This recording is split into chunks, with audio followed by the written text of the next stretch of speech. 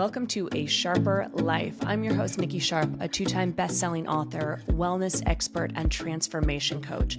And I'm here to talk all things that will ignite your passion for personal growth and empower you to live a life of purpose and fulfillment.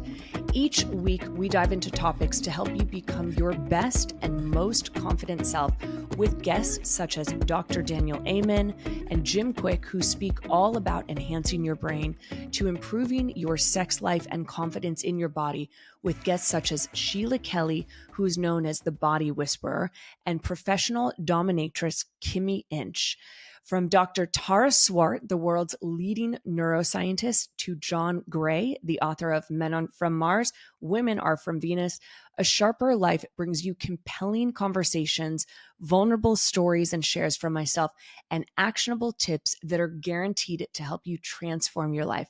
And yes, those are all former guests, so scroll on through the archives to have a listen. Now, this week, I have Dilan Gomih, who is a celebrated speaker, fitness specialist, and she is the founder of Dilagence, a company that leverages the power of well-being to fuel human performance. She received her MBA from Harvard, where she then went into finance, only to realize that a key piece of her life was missing. That's when she had her personal aha moment about the importance of fitness and how it relates to mindset and the power that it has to unlock your full potential. Dilan's been featured in the Wall Street Journal, Oprah Daily, the New York Times, Business Insider, Pop Sugar, Shape Magazine, and Pure Wow. And I can tell you, today's conversation is incredible. We get so passionate about the mind, the self-talk that we have, how we are setting ourselves up for failure or for success based on the very first minute of what you say to yourself when you wake up. We talk about how to set yourself up for success with stupid, simple tips. And she gives you the 60-second workout that is going to transform your life. And I'm not going to tell you why in the intro, because we go over it in so many different ways throughout the interview on why 60 seconds is such a phenomenal number and why we have so much resistance to that. We also talk about fitness and movement and common misconceptions of why you going to the gym for 60 minutes or an hour and a half is actually not getting you the results that you want and what to do instead. So this is a really, really incredible interview, and I cannot wait for you to listen to me and Dilan. We really dive deep, and by the end of it, I am so curious to hear your takeaways. So I would love for you to reach out to me after you listen, share your aha moments. So without further ado, here is Dilan on A Sharper Life. Dilan, welcome to A Sharper Life. I am honored that you are here and we finally made it. So just for context for the audience, we had this interview, I think, scheduled probably in like November, and it is now the end of April that we are recording. And I kept, every time it was scheduled, like literally even the day of, I would be like, Dilan, I'm so sorry. I'm not feeling good, because my audience knows I went through this big divorce and move. And so I just want to say, you're here. We made it. Thank you. And I'm so excited that you are here and what we're going to be chatting about today. I'm so excited to be here. Thank you for having me. And I'm a big believer in like things happen when they're supposed to happen. So this is when we're supposed to have the discussion. Perfect. Absolutely. So I want to actually start with your story, because you specialize in helping high achievers have better results with increased productivity, all while boosting and improving their health. You went to Harvard for an MBA and you left the finance industry in pursuit of health. So I'd like you to tell us just about your journey and how you got to where you are today. Yeah. So there's a lot of people that, decide to go back to grad school or something with like a specific vision in mind. Like mine was very much so purpose driven. And that purpose started on Wall Street fairly unexpectedly. Like, when I was sprinting through days where I really didn't see the sun, because I'd get to work at call it like 6-ish in the morning or something and leave after the sunset. What I quickly realized was that like I was functioning, I was getting through the days, but there was something that was missing. And fairly quickly, fitting fitness in became that for me. I didn't expect that. Like somebody forced me to go to like it was a flywheel class. And at the time I grew up in the Midwest. When we ride bikes, you ride them outside. The concept of staying stationary riding bike didn't really fit, but like lo and behold, like this was actually the unlock to like when I did things that moved my body, I thought better. I went back to work a better person, a happier person. And I just couldn't understand, why hasn't everybody else kind of found this? And the real answer is one size doesn't fit all, but there should be opportunities for people that are in these crazy environments to be able to harness their health. So once I did that, I realized I really wanted to create a whole ecosystem that people could tap into, whether it's in professional services, anybody that has to have competing demands, be able to tap into their well-being, use it as a performance strategy. And that was the reason I went to HBS, graduated, learned everything I could about the fitness world, and then eventually get to Dilagence. I love it. What's a big misconception about fitness that you see people having? Yeah. I can give you two. Great. Give me as many as you have. I think one of the biggest misconceptions I see is around what movement even means. So like I'll ask somebody to tell me about fitness and they'll be like, oh yeah, like you see these people doing Spartan races, or like, oh, even like you've done ninja, or you got to crush heavy weights. And then I'll see somebody like in the park, like lifting up their kid down and up. And I'm like, that is fitness. It is the everyday things that you do that we discount a lot, that count as movement and are actually so important, not just to your physical health, but also to your mind. So that's one, just discounting all the little things when it's really the little things that make the biggest difference. And then the second one that has just been coming up a lot, and I just wanted to share it with audiences, is like comparison. And it's not even comparison to like what you see on social media or like, you know, looking at Kim Kardashian or something. It's not even that. It's when I meet somebody and they're like, oh my gosh, like I used to be able to run like 10 miles a day and like, you know, do all these crazy things. I'm like, tell me when that was. And they're like, oh, it was like 20 years ago. And I'm like, that's different person, new reality. So that's like the other thing where it's like whenever you're getting into some kind of fitness routine, it has to be based on like, what are your goals now? What is your life like now? And stop comparing yourself to like when you were 12 and your only responsibilities were like go to school and do your homework and not get in trouble. Like those are two really good ones actually. And I love that you said that about the everyday fitness, because I have a friend who has a child and she posts about being a solo mom, and she was saying that she was like, I haven't worked out in 2 years. But she very emphatically said, but I do fitness, or I quote unquote work out every day. And she did a story of what she did. And it's like chasing her son around, packing and unpacking his stroller, carrying the grocery, like doing all these things. And I do think that you're so right. There's such a misconception on, and maybe we can get into this on like what fitness actually means, because when I work with clients too, they're like, oh, I didn't go to the gym today, or I didn't do XYZ. And it's like, and even me, I completely changed my mindset about health, nutrition, fitness, working out, where even like where I'm at now, if I do 10 minutes of yoga, I'm like, hell yeah, score. Yes. I did something. I feel good now. Now, do I feel as good as if I go to maybe I just got done with a 90-minute ballet class? Like that feels really good too. And at the same time, it feels really good to go to the gym for like 20 minutes and lift heavy weights. So how do we define fitness for people? Yeah. And first things first, because you went to a ballet class, I feel like I need to sit up and readjust my posture. I probably have terrible posture right now as I'm doing this. I'm like, and now I will sit up as well and, make sure I'm sitting nice and tall. When I think about movement, like in its simplest definition, it's any activity where you like voluntarily are engaging your muscles. And to your point, people get really stuck in what enough means. And that enough is usually tied to time. So it's like, if I only did 10 minutes of something, not enough. But then here's what happens. They ironically rationalize that as not being enough and then say that that's not fitness. When my definition of movement, and like if you Google it, you Google the definition of movement, any bodily movement that engages your muscles, any bodily action, right? So that person that says, you know what, I at least do like a 5-minute walk around their block, they just engage in a fitness activity. The fitness is a walk. If they can add on more of those 5-minute walks, amazing. But guess what isn't fitness? Discounting it in your brain and then not moving. I was going to say that's it.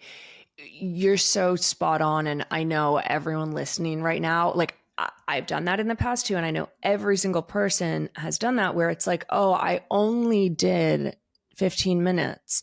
And we have this belief that like you need to go onto a treadmill for 60 minutes. And like, I used to do that. I used to go to the gym. I had 2 eating disorders and I'd go to the gym and do literally 60 minutes of like a, fairly goodish pace, whatever run. And then I would go do a workout after that and I was starving, and then I would literally starve myself and not eat. And then I would end up binging because my body was hungry for nutrients, like for actual energy. And I couldn't understand why I didn't have the body that I wanted, because I'm doing all of this fitness. I'm working out so much. So why do I look so quote unquote bad? And whereas now, and actually we can go there too, is during COVID, like I used to go to Equinox and I would love doing high intensity stuff, and people like I'd be on the treadmill or like working out next to someone, and you never knew, like, because I'm a really competitive person, but with myself, but in a good way. But I'm like, if I'm on the treadmill next to you, you and I are racing. But I use that as it's on, right? I use that as motivation for myself to run faster. So my point of this though is that prior to COVID, I would go to Equinox, really enjoyed it, liked being around the people. Obviously, the pandemic happened. And I stopped enjoying let me rephrase it. I had less motivation to do high intensity stuff while sitting at home. So I started changing my workouts. I started doing bar and Pilates. And now I'm at a place where I do less quote unquote workouts than I ever have in my life, but my body is the strongest and the best looking it's ever been. And for the mind, and I explain this to clients, so I'd love to hear your viewpoint on why is it that someone like me, I work out less and I have more results, and I've also slowed the workouts down, right? So like I do ballet, I'm not doing these high intensity things that really kind of push that energy into almost the masculine. And I feel like women too get into this, like it needs to be that 60 minutes, high intensity, go, go, go. So where are we missing we're missing the mark so many places, Dylan, but where are we missing the mark in terms of the fitness and the movement that will actually transform your body? Because I think that's the key point where people get caught up is a walk is good for you, we know, but will it really transform your body? Yeah. And you tapped into so many beautiful things that we're going to like have to go and rewind. But like one of the first ones, being like, well, why do we even do this? Like, why is it that we keep saying something's not enough? And it actually comes from a totally natural and organic place. Like high achievers, and particularly like high achieving women. And let's call, like when you were talking about your friend who's a single mom, I'm like, that's a superhuman right there. Because we ascribe so many levels of high standards to ourselves for so many other things, whether it's work, school, how we parent, we very naturally also have a high standard for what success looks like in fitness and in movement. When the simple tweak is life is complex enough. So ascribing another difficult standard or saying like, well, this has to be this intense as well, otherwise it's not good enough, doesn't really work. What you spoke about so beautifully about what you did in COVID was realizing I need to make sure this fits into my life, as opposed to trying to change your entire life to fit your fitness routine, or like have to get to an Equinox or have to do something else with another person, which is like, actually, these are the things that are going to fit best for my life. And I'm not remembering the exact person who said the quote, but there's something about slowing down is the best way to speed up. When it comes specifically to fitness, that is also so true. So like I have this thing called the 60-second workout that we may or may not do. But the beautiful thing about it is the burn comes pretty quickly from just holding a movement, holding a low squat, and pulsing it for 10 seconds, and then holding it again. I'm not asking for any crazy speed. In fact, it's quite the opposite. And slowing down, both in life, but also in fitness, is actually the fastest and most efficient way to bring awareness to your body of what you're doing and actually feel the burn. So I guess to summarize everything I just said, which is life is tough enough. Don't look for something else difficult to achieve your goal. Like, all the psychology says that if you actually want to make a change, you focus on one thing. One simple thing actually creates an action. The second thing being, don't try and create a routine that doesn't fit your life anymore. And in fact, it sounds like you like Pilates. It sounds like you like ballet. And it's actually a lot more likely that something's going to stick in your life if it becomes something that's right for your body and right for your life. So take pride in saying, actually, I really like what I'm doing. When it comes to effective change, particularly when we're talking like actually strength training, it's not about a lot of speed and it's not a lot about adding in a bunch of sophisticated movements. Slow down.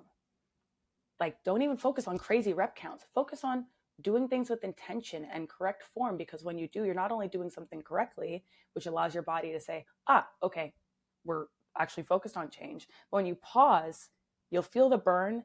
And there's an immediate connection to it in your mind too, which is like, I am doing something awesome and I feel it. Now I gotta hold it. And then like. So what is the 60-second workout? Yeah. So I offer the 60-second workout as a squat where you start with your hands overhead and you just hold it. Okay. But the beautiful thing about it is it's a core movement and it's something that everyone can do. So whether you're the type of person that likes to squat, drop it down and just hold it. So why do we put our hands up? So one of my favorite things about a squat is it gives you so much information about a human. So if your arms are starting to fall forward, that's a little sign that maybe you need to focus on strengthening your shoulders. And a lot of us that sit at desks all day, including myself right now, might find ourselves starting to hunch forward. So thank you again for a reminder for sitting up. Also falling forward can be a sign of, making sure that your posture is correct and that you might need to strengthen your upper back. But particularly keeping your hands overhead and having to be intentional about like pulling your shoulders back and dropping it nice and low. It allows you to have a lot of information about your body and keeping your core nice and strong. So squat has a misconception of only being lower body when actually it's also activating your core too. Interesting. Quick question on that movement. Yeah. Oh, sorry. I was going to say, so holding that movement, you're holding a squat for 60 seconds with your arms up. And for those who are listening, the video, I'm holding my arms up. I'm not doing the actual squat. But I can see as you're saying that, I can see, and even the fatigue, right, of holding your arms up. So what do? You hold it and then you pulse. So let's say someone wants to, we all want a firm booty, right? We all want that peach bubble butt. So it's coming into summer. How many times, like this 60-second, because I think there's another misconception that you need to do 20 minutes versus like, could you do this 60-second squat thing and then maybe in an hour have a timer go off and do that again? And then like, how many times in a day would you need to do this to start to see the lift or the change? And this is why I love it. So the purpose of the 60-second squat is both a physical piece, but for that person that says, oh my gosh, I have no time for myself, I never have any ability to fit anything in. I'm like, but you can find 1 minute. So it's also this mental element of just taking control of your time back and saying, even if I've only got 60 seconds, I'm going to pause here and do something that's great, both for me fundamentally as a person, for my soul, and I'm going to feel it in my body as well. So then the way that I like to make it fun for people is like, you know what? Anytime you even think about it, if you've just got 60 seconds to yourself, like in between a meeting, stand up, do it. Other great thing about it is this concept of holding for 10 seconds, pulsing for 10 seconds, holding again, on and off. you can apply to a lot of body movements. You can apply to, for example, if you're in the gym, a bicep curl, repping for 10 seconds, hold, pulse. You will feel it in a lot of different things. And the reason why I introduced that is because think of whatever your favorite thing is, whatever your favorite move is, you can actually turn it into your own little 60-second work by slowing down, holding it, pulsing it, holding it, pulsing it. You'll feel it in your body. You'll feel great that you actually took the time to do something, even if it was one simple thing, and then scatter it out throughout your day. And that 1 minute, if you do it 10 times, that just turned into a 10-minute workout. Who said need to be consecutive? Is that true? Like, does it need to be consecutive, or can someone still get similar results? Let's say you did. So if you did this 20 times throughout the day versus going to the gym for 20 minutes and you do lower body, would that give you the same results? So if you do a 20-minute consecutive lower body movement or a workout, you are going to be doing different things. Like that's the goal. If you've actually got the ability to go to the gym and actually do a whole 20-minute routine, you're working different aspects of your body. It's a fundamentally different workout versus the 60-second workout. And let's say you're scattering it in and you're just focused on one particular body movement. Let's say you do 20 of these squats throughout the day. You'll probably feel it at the end of the day, right? If you do something 20 times, anything 20 times for like that level of intensity. But it is not the same as, for example, doing a 20-minute workout routine. The main takeaway I would say about the 60-second workout is it is for both your mind and your body, and saying you are reclaiming your time in that moment and saying, even if I only have 1 minute to move, I will do that. I will take control of my day right here, right now. But for those that like to gamify it and say, you know what, I'm going to do 5 of these at least during the day, and the checkbox for themselves at the end of the day, I took back 5 minutes. Awesome. That's like the main goal. But of course, yes, if you can get a 20-minute workout in, do that. Like do a whole routine. It should not just be 20 minutes of hold, pulse, hold, pulse, hold, Right. pulse. Like, those are two different avenues. It's totally 20 minutes of squats. Oh my God, you would be feeling that. I'm going to do this tomorrow. As you are even starting tonight, like sometimes when I'm brushing my teeth, I'll do squats, but I like this where it's a bit more of the pulse and the holding. And I'm going to challenge myself of anytime I think of it tomorrow, I'm going to get up and do it. And I like what you say of it though, is that it's reclaiming your time almost based on your mind. Like you're reclaiming your mind. So, because the mind is so quick to say, I'm busy, I don't have time. And it's like, and yes, this is what we were talking about in the beginning, that of a misconception, like what is movement? What is fitness? And fitness is not, as I said about my story, like it's not going to the gym and killing yourself, because that's not it. I didn't see the results. I have clients that still don't see the results. And so I love what you're saying. It's what I'm hearing. It's so much more about the mindfulness. So you're bringing not just mindfulness to the movement, but movement to mindfulness. Yes. Yes. And again, I work with a lot of people that are in corporate environments where for them, their days are back to back. And the biggest challenge that they have is they'll intend to do one thing and then their time changes, or they'll intend to do one thing and then somebody schedules over their calendar. So for me, the 60-second workout and many of the strategies that we employ are meant to prepare them for those inevitable times. Your life can and will change. You will have to adapt to the time that you have.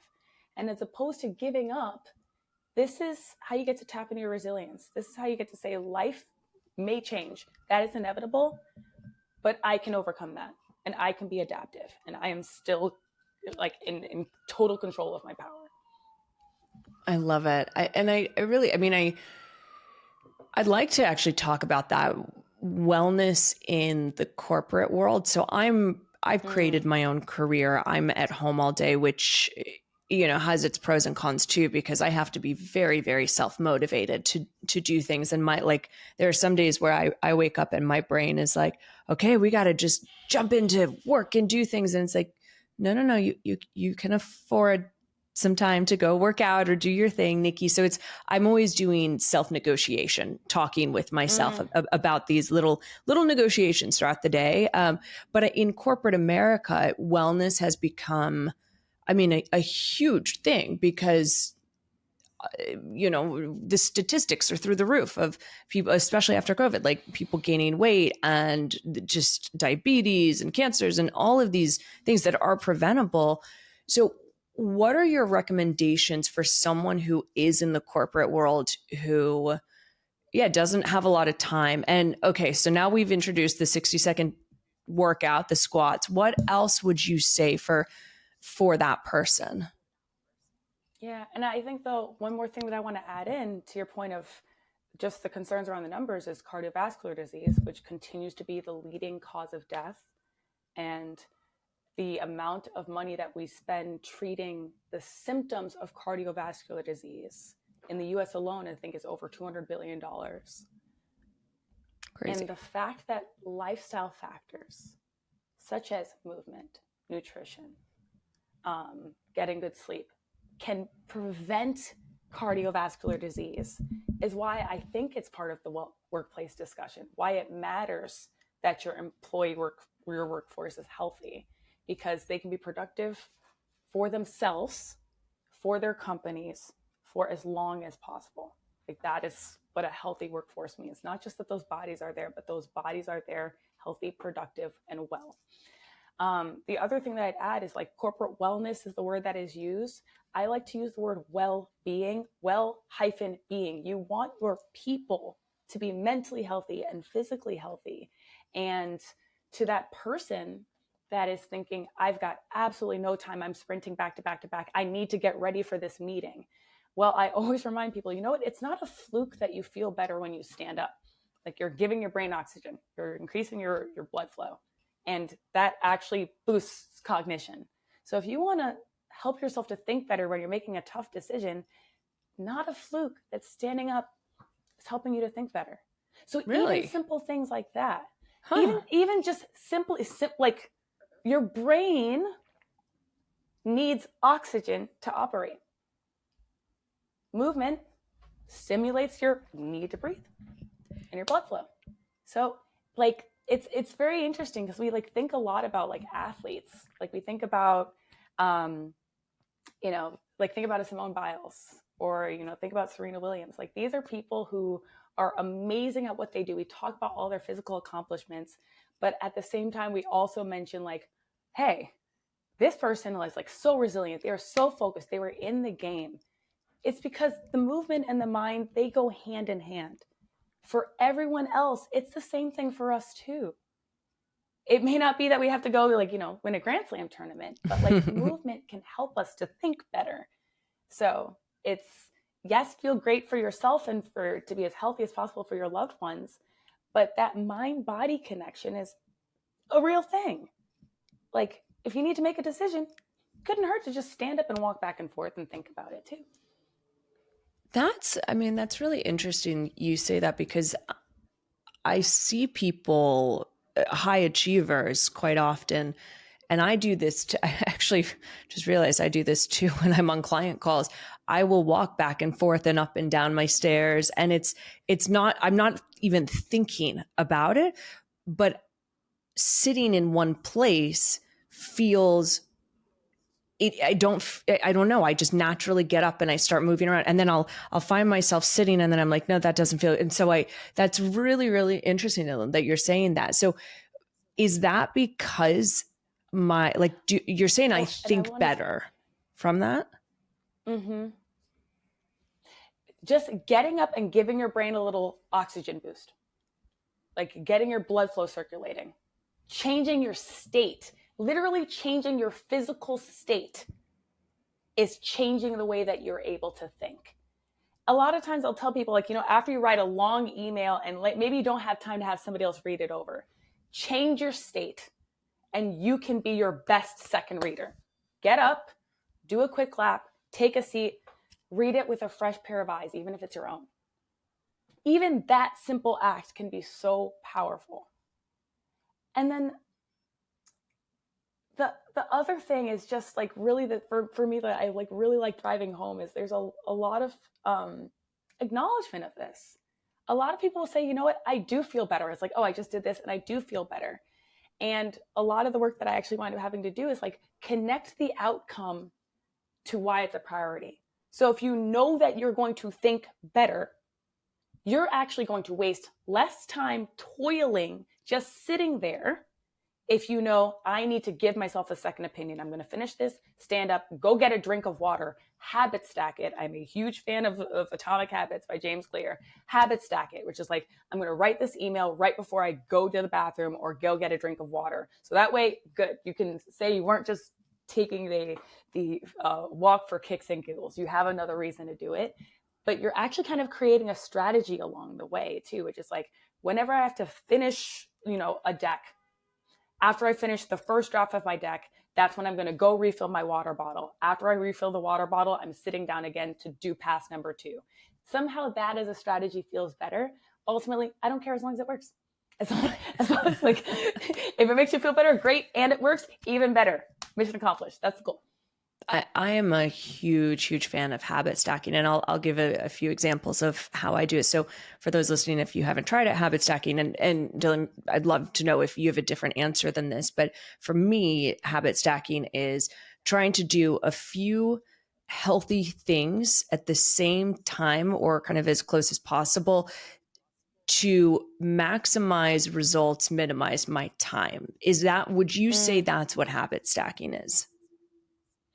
I also think about it as like the easiest way to fit things in that you otherwise might not find. Okay, good. I like that. And so I love it. So for example, in the morning, I will get up, get my coffee. I'll get back in bed and I have my routine. I get back in bed. I put a face mask on and I have my face mask on. I have my coffee and I'm journaling. So now I'm doing a few different things. I'm doing something for my mind, right? Which is the journaling, the gratitude log.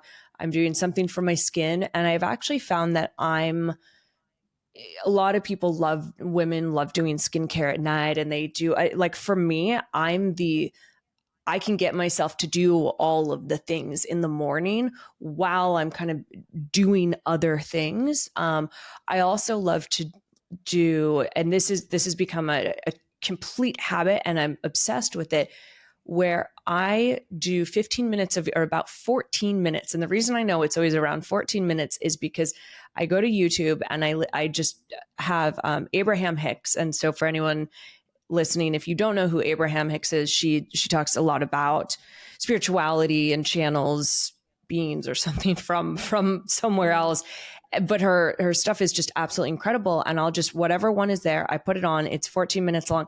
I do my yoga and then boom, done. So now I've again done something, stimulated my mind, thought about something spiritual related. And then I've done my yoga and I feel so much more. And actually sometimes I add a face mask to that as well during it, or I'll do a hair mask. And I feel so much more not only accomplished, and I think that habit stacking is something good because it makes us feel accomplished, just like your 60-second squat challenge or workout. But at the same time, it's not just about the accomplishments. It's I've done something healthy for myself. So I feel really proud of myself too from habit stacking. Mm-hmm. And the piece I'll add into that is it's part of your routine. And that's the key thing is like creating a sustainable way for change to happen, or a change that might have had some friction around before has ease and is able to glide into your life because it's partnered with other things that you enjoy doing. Yeah. So, there's any number of ways that I've helped people accomplish their own versions of habit stacking, whether it's like the person is like, oh, I always listen to like the daily, or I always listen to a podcast in the morning. I'm like, well, what if you listen to that podcast while you go get your morning coffee, as opposed to like just grabbing the coffee and like going to work or having somebody else get it for you? It's like, you can put those two things together. You plan to listen to the podcast. You plan to get your coffee. The only difference is you're going to listen to it on the way to get your coffee, as opposed to it being a rushed moment. And you know what? Like for so many people, I don't drink coffee only because you don't even want to know what speed this conversation would be at if I did. But like, you're like, am I talking at 1 point speed? Is she talking at 4x speed? But I know that it's a thing for people. And I actually know people really actually enjoy it. Like they enjoy taking the sips of it. And my favorite thing is unlocking the unexpected benefits from habit stacking. So for this individual that I'm thinking of, where before it was with a grab or somebody else would get it for them, was the concept that they actually got to like enjoy, contemplate, listen to their podcast, and enjoy their coffee because they'd added in something that they were so resistant to. So that's like one of the, and is now part of their life. Right. Making it part of the routine.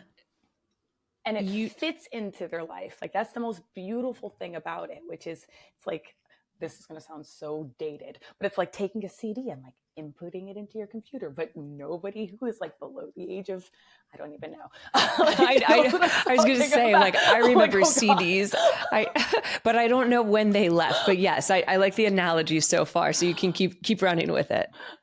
It's like somebody under like the age of, I don't know, like 22 is going to be like, huh? And so with floppy disk too, with the floppy disk, then the cassette tapes, you know, something that you said that really resonated with me, because this is what I teach, is no matter, it doesn't matter what the goal is. It can be fitness related. You're trying to change your body. And I don't know a single woman that doesn't have something on her body that she wants to look better, right? It doesn't matter if it's a weight loss or a booty lift, or you want more toned legs or toned arms, or getting rid of the bat wings or the muffin top, or you want more abs, or you want better skin. Like we all have something that we're working towards. So I think we also need to normalize that that's okay. Like I'm so fucking tired, honestly, of this conversation where it's like, we can't talk about weight loss. And I'm like, for me, I don't have that goal, but it's not about the weight loss. It's what's the goal behind the goal. It's confidence. I want to feel better in myself. So like that whole thing really pisses me off, that people like, we're not allowed to talk about that. But why I'm going on my little tangent here is because you said the word joy. And this is what I teach people over and over and over and over again. And I don't care how many times I have to say it until that one moment that it clicks. Whatever you're trying to change in your body, in your life, if there is not joy in the things that you're doing to get there, you will never get there. Or if you do, like there's so many people that lose weight, the biggest loser, right? And then they go and put all the weight back on. And it's like, there has to be joy in order to create a habit, and a habit becomes a routine, and a routine becomes, just as I was saying, like my yoga where I listen to Abraham, like I don't even think about it. It's like, oh, that sounds like a really nice thing I'm going to do for myself this morning. It's a joyful experience.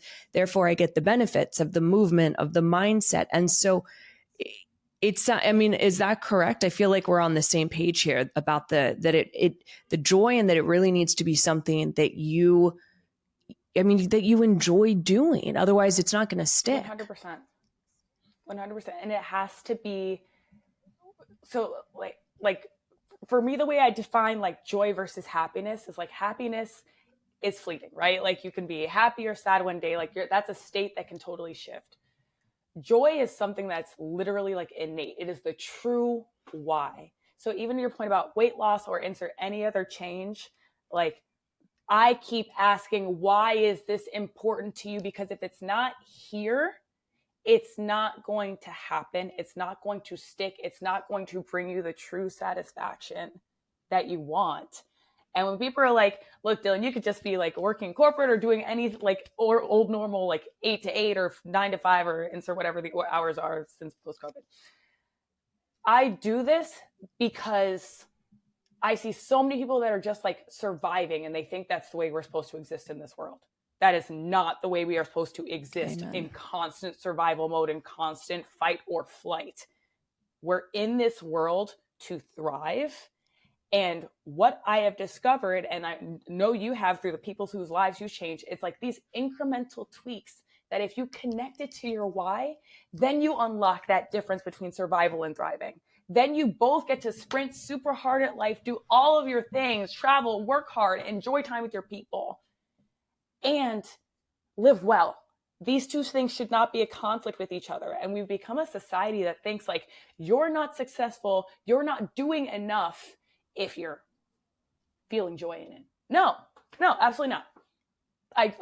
No. I mean, preach it, keep going. I'm like, no, like that is not how you're supposed to go through your day, with like tightness in your chest and like constantly at odds with like how you're living. That's a sign you got to change something.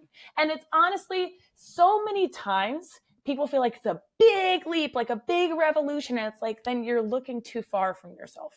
You're looking way too far. You probably know exactly what it is, but that is the beautiful part of what we get to do.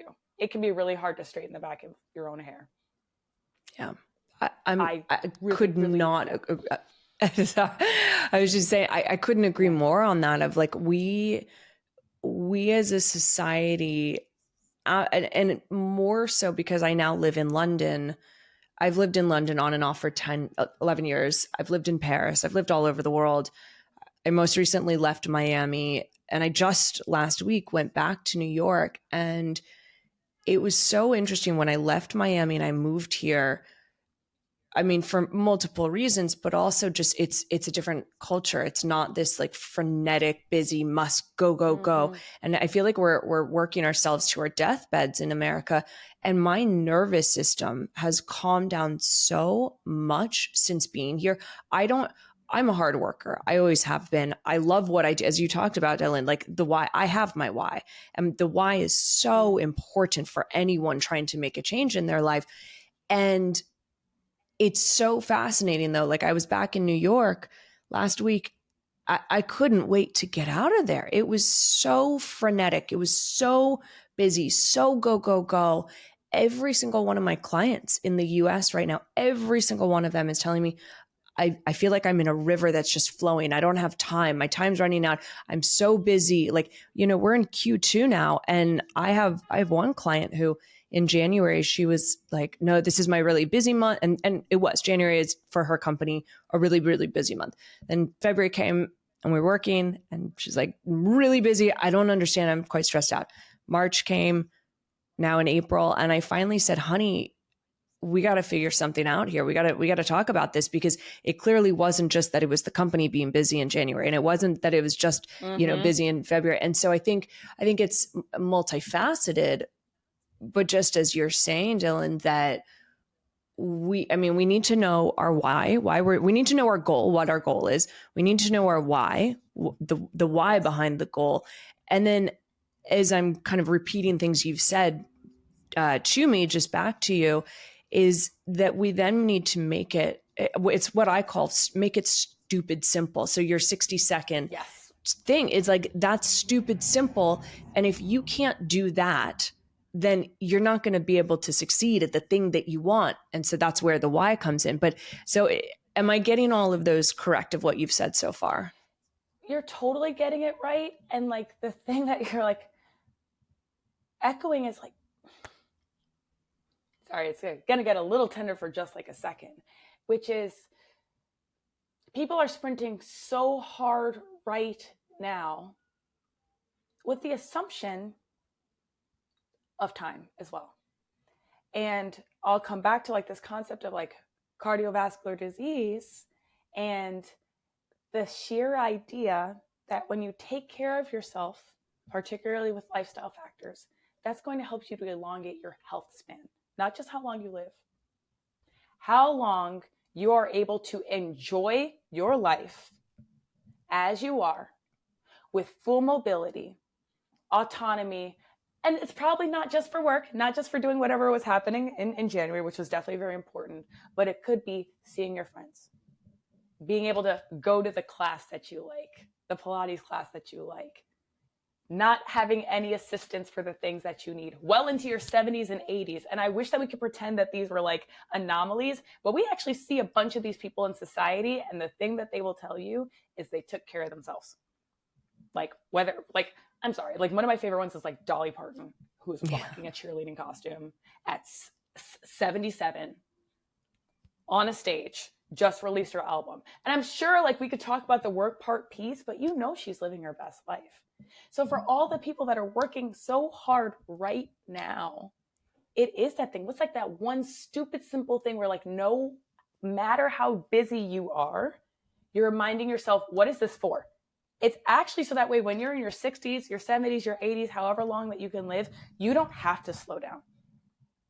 You don't have to stop. Like something from your health doesn't force you to slow down because you didn't do the important things in your 20s, 30s, and 40s that allowed you to avoid the challenge in your 60s, 70s, and 80s. I mean, and I'll it's all add like money, Nikki. I completely, and I'll add, so my friend, she has a child, and for her, she had this realization that she was giving so much of her time to the company that she works for that she was literally missing out on her child growing. I mean, and this is in the past few months, and we've been friends and we work together on a client basis too, but it was really, that's what hit home. And I think so many people kind of miss the mark when it comes, like we're talking about fitness, right? Fitness and movement. It's not about, yes, we all want to have a good body. We all want to look good, but really it's about being confident in yourself. Yes. And then you add on the next layer of, why are you doing this? Are you doing it because you have a kid that you want to see, you want to grow up with? You like, I look at so many people who get older, right? 60s, 70s. And they say, oh, I'm 60. It's my body is just falling apart. And I'm like, fuck that. No, yes, I understand the aging process. It does happen. That is a natural thing that we deal with in life.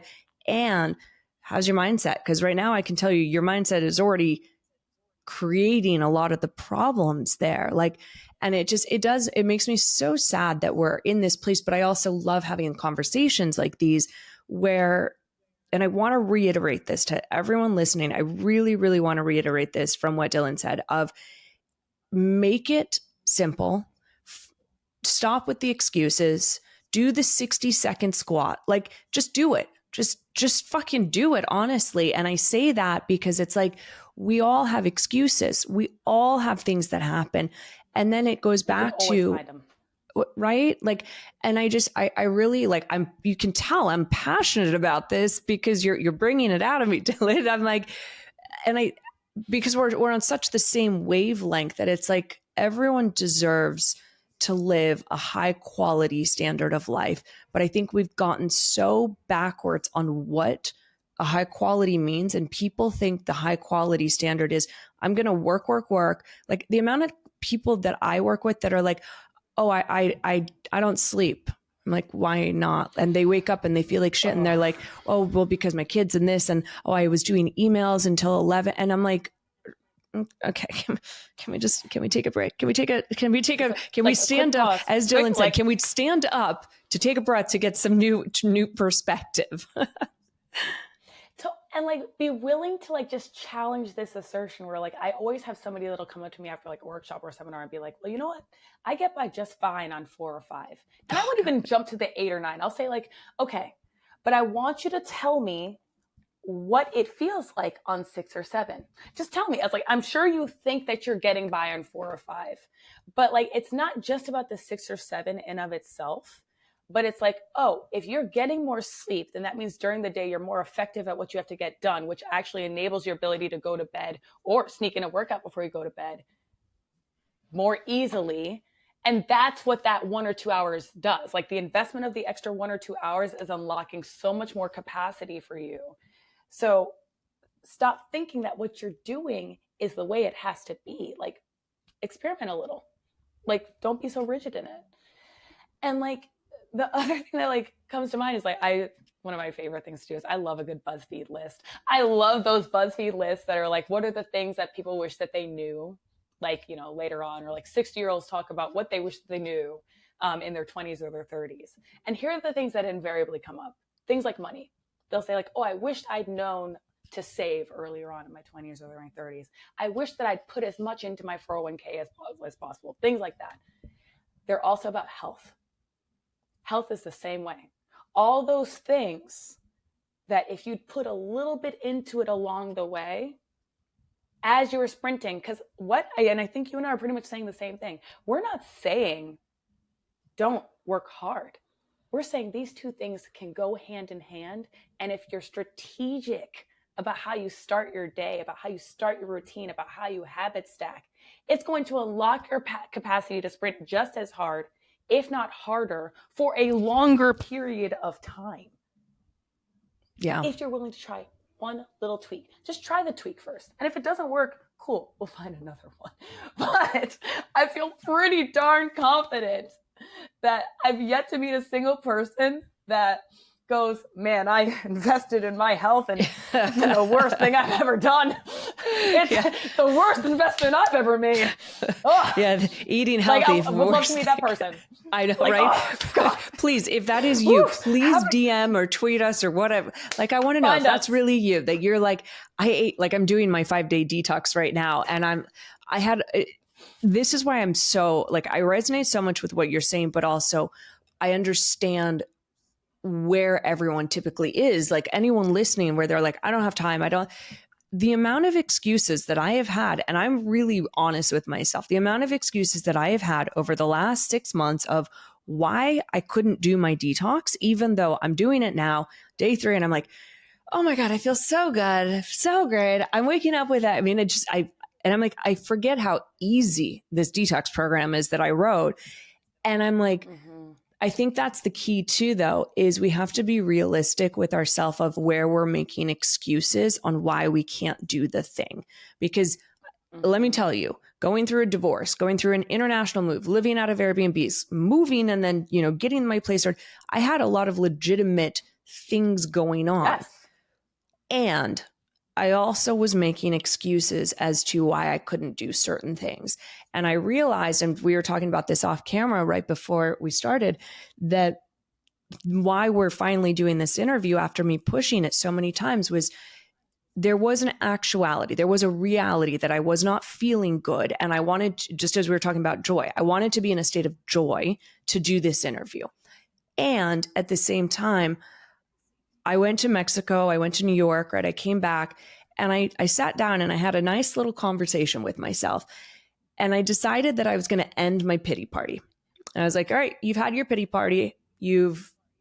And my pity party has been a lot shorter than most people who would have gone through a divorce. Yes. And that's because of what I teach. What I teach works, and I'm living, breathing proof. But I had because I don't like sitting in my own pity. I don't like feeling like shit. I like feeling productive. I just like you're saying, Dylan, like I like going 1,000,000 miles an hour because I know how to do it actually where I'm going 5 miles an hour, but I'm getting 1,000,000 miles an hour results, just as we talked about before. And so I sat down with myself and I'm like, all right, I think I'm done with my pity party. And literally the moment that I did that and I was like, I'm going to do my detox, boom, everything changed. And I feel so fucking good. I feel more radiant, more powerful than I probably have in years. And I just went through 2 of the hardest things you can go through in life. And it's like, how is that possible? Well, just as you're saying, and this is why I'm getting passionate and reiterating what you're saying, is I did small things along the way. I didn't give up on the shittiest of shitty days. I didn't give up. Even if and we talked about this off screen again, even if it was doing one thing a day, I did it. And so I still had the excuses. I'm real with myself. And then I had a conversation with myself, got over my pity party, and was like, let's just get back to it because I just want to feel I want to feel better. And that it was as simple as that for me. That was my reason. I want to feel better. And I want to get back to Nikki because I really like feeling good, and feeling good was the why. Oof. Nikki, I'm going to hype girl. For the rest of your life, but also I got a hype girl for you right now, which is like, for people listening, like, got to reset this context. Went through 2 of the biggest, most traumatic things that you can go through in life. And her, like, deciding to move forward happened in 4 months, which is unreal, unfathomable for so many people. But the theme of what you were saying was how you were talking to yourself. Like, these were conversations within yourself, reminding yourself why it was important. And it's you and how you want to live your life, what you want to get out of your life. And that in and of itself is worth making the change. And the little conversation of like, I want to feel like me, it's more powerful than like we can even imagine. And if you haven't tried just talking to yourself for a second, I think that concept of it being crazy is just like so overblown and needs to be like just totally reframed. How you talk to yourself is incredibly important. And one of the things that I will slip in here is like the first 2 minutes of my day before I pick up my phone, and I encourage so many other people to do this, it is me talking to me about what is this day supposed to be? What do I need to get out of it? And the reason why I do this and why it's become such like a diligent practice is I also know what it feels like when I don't. When I pick up the phone and other people's thoughts are the first things that I'm considering, then my life is having to fit around that. It's like your voice, your why is the most important thing. That is, and it's not selfish. It also impacts how you do other things. For people that are living for other people, it's like, the most important thing for me today, be the best mom I can, be the best like worker I can, be the best sister, child, person I can. But that starts with you, your own decision. Yeah. And I want to reiterate too, like what you just said. I teach people, and I put this in Instagram often, I actually want people to be selfish as fuck. And I think that we've also gotten so mixed up where it's like, oh, don't be selfish, put other people first. And I'm like, no, because now you're a people pleaser and you're burning out your energy. You get resentful, you get tired, and you're not living your true full potential. And it's like, being selfish is actually not selfish. It's the best thing you'll ever do for yourself. And what does that mean, being selfish? It's taking that 60 seconds for the squats, right?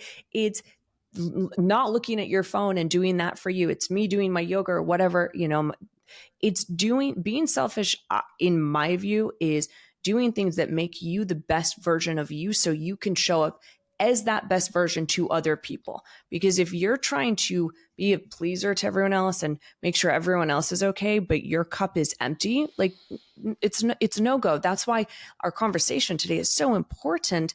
And I'm going to go back and just reiterate this one more time. And I know I keep saying this. It is the small things.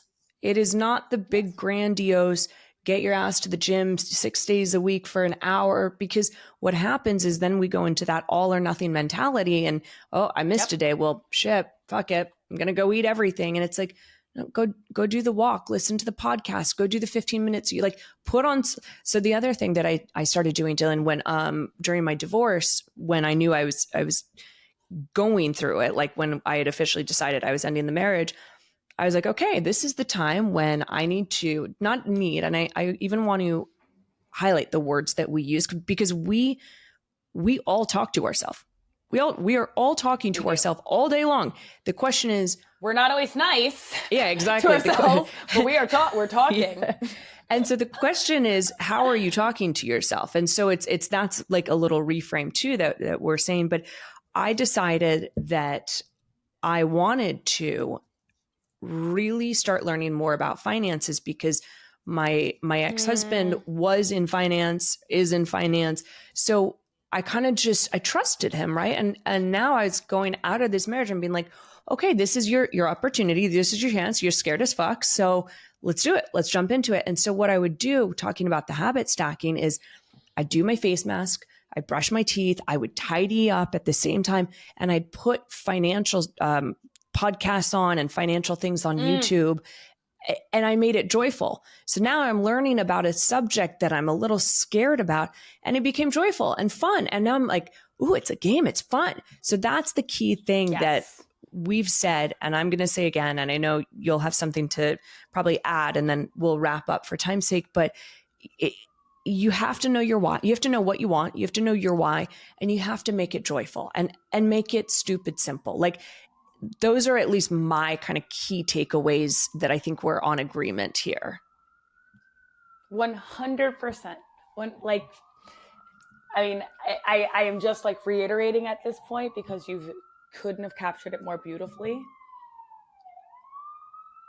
But talking to yourself, and I'm actually going to make it super specific. Like, here's a specific challenge to folks out there. Make the first thoughts of the day your own. first minute or 2 minutes your own to think about what you want to get out of it. Particularly when it comes to movement, it is not a fluke that you feel better and you think better when you stand up, when you take even 5 minutes to walk. So whether it's the 60-second workout or anything else, don't discount the little movements, because it's better for you, for your brain, and for everybody else that you need to use your brain for. And again, one simple thing creates a lot of change in your life. Don't discount the little things, because that is actually what's going to make it stick. So one simple thing that brings you joy, find what that is, try it for 7 days. Make it a 7-day free trial. Give it a shot. I love it. The 7-day free trial. That's so good. So, all right, everyone, you have 3 challenges that Dilan just gave you. You have the 1 minute. You have a 1 minute in the morning talking to yourself, and ideally a positive thoughts, not the I hate myself, right? The positive thoughts. You have your 60-second squat. So you're holding, you're pulsing. I'm going to go do this tomorrow. I'm going to message you afterwards. I'm going to see how many times I think about it. And I'm very interested to see. And then your last challenge, everyone, is your 7-day free trial of just try something for the 7 days. Just do it and make it simple. So Dilan, I like to wrap up this podcast. I mean, we could talk for hours, honey. Like this is where we're like just getting going too. But I like to wrap it up with the podcast being called A Sharper Life. We've already kind of summed it up a lot, but in very almost your BuzzFeed style, what are your 3 top tips for someone to live a sharper life? Beyond the 3 we just shared. Move, no matter how simple the movement is. Self-care is not selfish. So don't forget to put yourself first, because you're better to everyone else when you do. And be kind to yourself. And that starts with how you talk to yourself. So talk to yourself, be kind. I love it. Well, Dilan, thank you so much for coming on. This was such a just delicious and nourishing conversation in so many ways. Where can people find you? You can find me on LinkedIn at Dilan Gomih and my current website, Dilagence. Beautiful, which of course I will put everything in the show notes. And thank you so much, my dear, for coming on. What a pleasure and a treat. And until next week, here's to a sharper life.